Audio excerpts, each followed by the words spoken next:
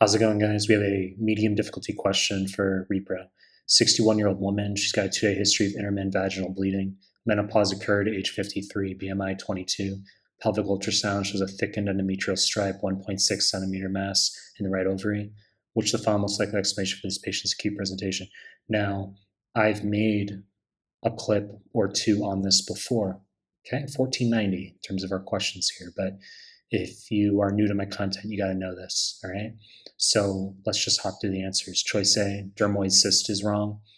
This is AKA mature cystic teratoma. It's the most common benign tumor of the ovary in younger women, usually 20 to 40. And this is the classic skin, hair, teeth presentation in the mass. The ectoderm, mesoderm, endoderm, different layers can appear. Now, what I want you to know for USMLE in particular is that that presentation need not occur because it's too easy. They can simply tell you that there's a calcific mass in one of the ovaries of a young woman. They'll say 30-year-old woman.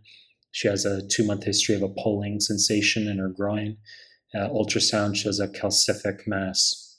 That's it, and that's dermoid cyst. Wrong fucking answer. Choice B, Dysgerminoma is wrong. This is the seminoma equivalent in women. So similar to seminoma, it has copious, clear cytoplasm with a fried egg appearance. LDH is a tumor marker. It's classically seen in younger women, ages 10 to 30. What I want you to know is that this can occur increased risk in Turner syndrome patients who are mosaic for Y chromosomal material. So if you have a post-fertilization mitotic error that results in mosaic Turner, sometimes they have 45X/46XY karyotype. It's not nitpicky, okay? You need to know this. So you can get somatic mosaic Turners with Y chromosomal material. In particular, they're at increased risk for dysgerminoma. In this case, wrong fucking answer.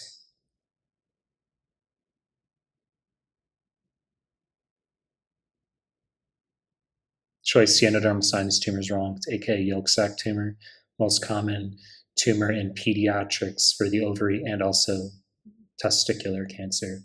Now, AFP, alpha-fetoprotein, is a tumor marker, and on biopsy, there's something called Schuyler-Duval bodies, which resemble primitive glomeruli. For USMLE, you simply need to know if they give you, let's say, a 3-year-old, 6-year-old, and there's an ovarian or testicular tumor, endodermal sinus tumor, aka yolk sac tumor, is what they want. Wrong fucking answer.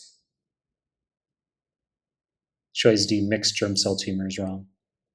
So this can also occur in pediatrics. The difference is that it can secrete both AFP and HCG, which makes it tricky, okay? So very rare. If you have a tumor of the ovary or the testes in a young child, and AFP only is the tumor marker, it's yolk sac tumor, endodermal sinus tumor. Or if they don't mention any tumor marker at all, even though they probably will, it's still endodermal sinus tumor, yolk sac tumor. However, if they go out of their way to tell you that both AFP and HCG are high, that's mixed germ cell tumor.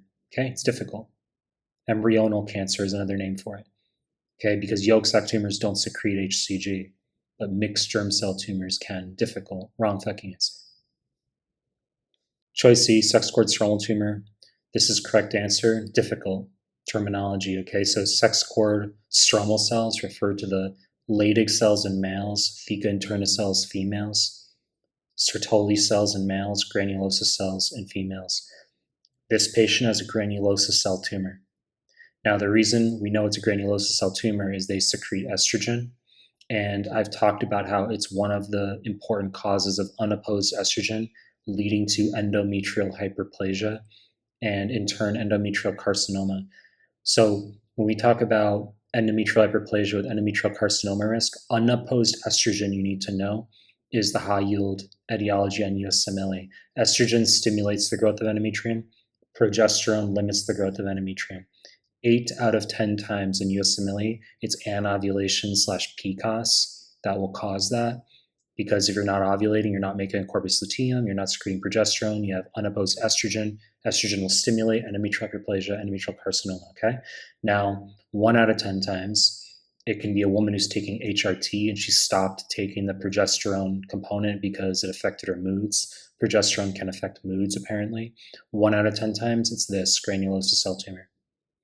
Okay, some students might read between the lines and say, can't Ladix or Tolley cell tumors also technically secrete estrogen? The answer is yes, but 9 out of 10 times they're going to secrete testosterone. Okay, Ladix or Tolley cell tumors.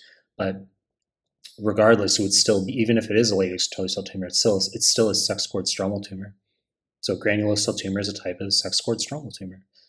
Okay, and we can also eliminate to get there knowing that these other ones are clearly wrong. Choice E, correct answer.